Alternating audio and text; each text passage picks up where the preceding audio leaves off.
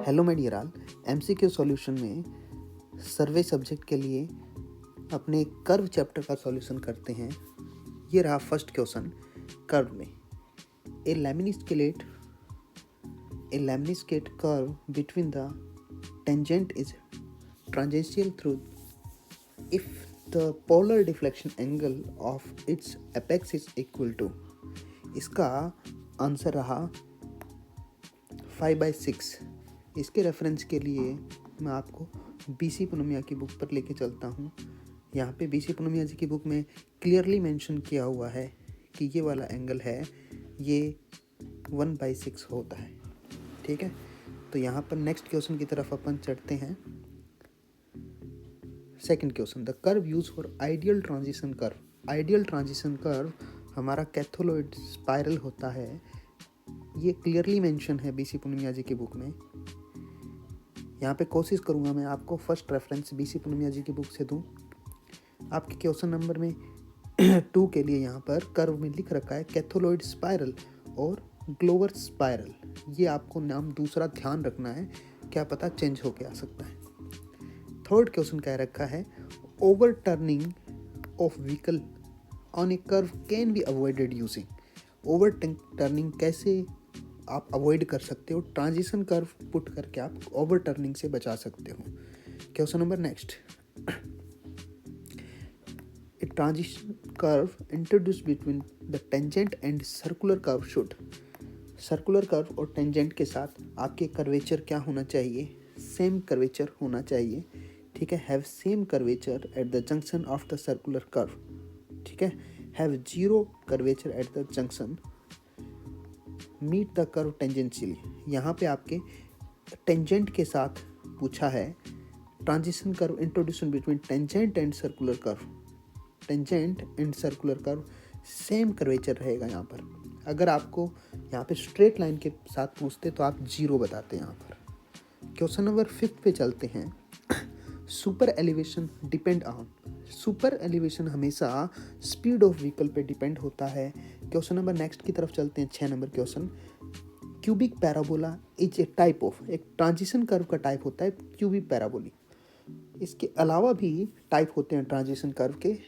Transition curve की ideal shape तो कैथोलॉइड spiral होती है, लेकिन इसके अलावा आप ट्रू स्पाइरल भी कह सकते हो ट्रांजिशन कर्व। एक ट्रांजिशन कर्व क्यूबिक स्पाइरल होता है।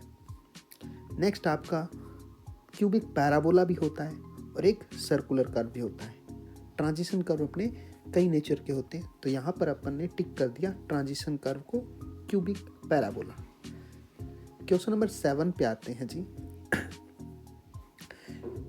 एंगल सबटेंडेड बाय लॉन्ग कोड of a simple circular curve at its centre is equal to.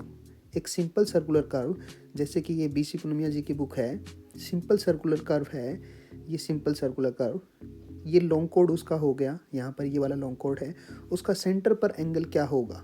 इसका सेंटर पर एंगल डिफ्लेक्शन एंगल होगा इसके बराबर। ये डिफ्लेक्शन एंगल के बराबर होगा। ठीक है, तो अपन इसका आंसर टिक करेंगे डिफ्लेक्शन एंगल। क्वेश्चन नंबर 8 के लिए अपन देखेंगे angle of intersection of a curve is angle between. Angle of intersection, यहाँ पर अगेन हमने देखा एंगल ऑफ इंटरसेक्शन कहाँ पे बनता है। एंगल ऑफ इंटरसेक्शन ये बैकवर्ड टेंजेंट है, बैकवर्ड टेंजेंट से फॉरवर्ड टेंजेंट के बीच में बनता है angle of intersection.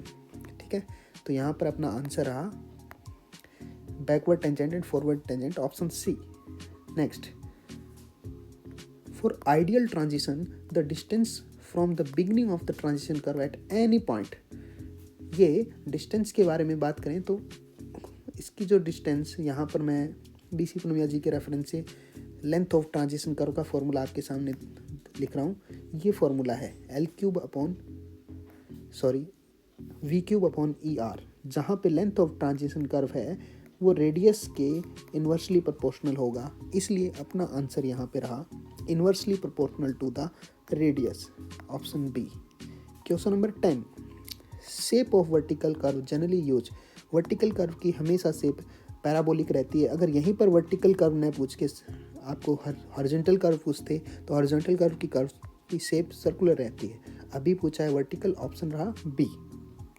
11 number question, the ratio of apex distance and radius of a curve deflecting through the del. यहाँ सॉल्व अगर देखेंगे इसका, यहाँ पे एपेक्स का फॉर्मूला होता है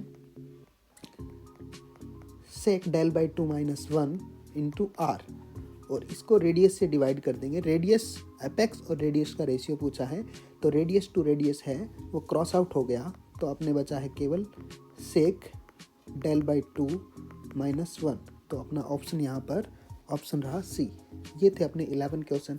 नेक्स्ट क्वेश्चन नेक्स्ट वीडियो में डिस्कस करेंगे। Thank you.